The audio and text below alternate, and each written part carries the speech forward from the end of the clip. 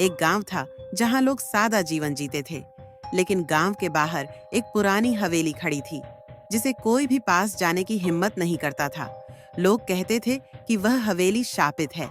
उसके भीतर कुछ अजीब बातें घटती थीं और रात के समय वहां से डरावनी आवाजें आती थीं। एक दिन गांव में एक युवक अर्जुन आया।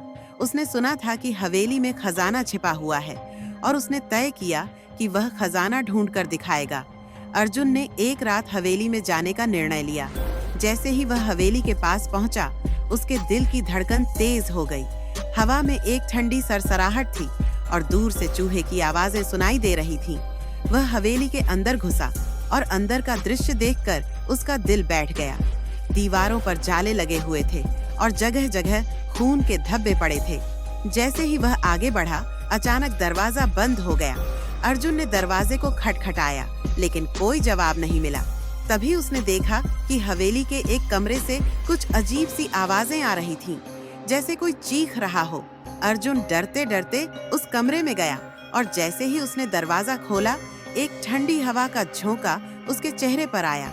कमरे में एक अंधा प्रेतनी खड़ी थी, जिसका चेहरा इतना भयानक था कि अर्जुन की रूह कांप उठी। वह प्रेतनी बोली, तुम यहाँ खजाना ढूंढने आए हो? पहले मुझे अपना जीवन दो। अर्जुन की आंखों में डर था, लेकिन वह कुछ बोल नहीं पाया। प्रेतनी ने उसकी आत्मा को खींच लिया और हवेली में उसका शरीर छोड़ दिया। अगले दिन गांव वालों ने देखा कि अर्जुन का शरीर हवेली के बाहर पड़ा था, लेकिन उसकी आत्मा वहां खो चुकी थी।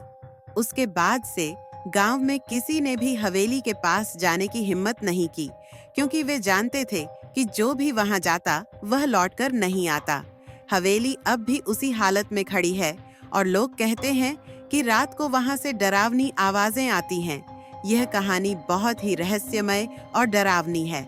का शापित होना और अर्जुन का डर के बावजूद खजाना खोजने की कोशिश करना, दोनों ही बहुत दिलचस्प हैं।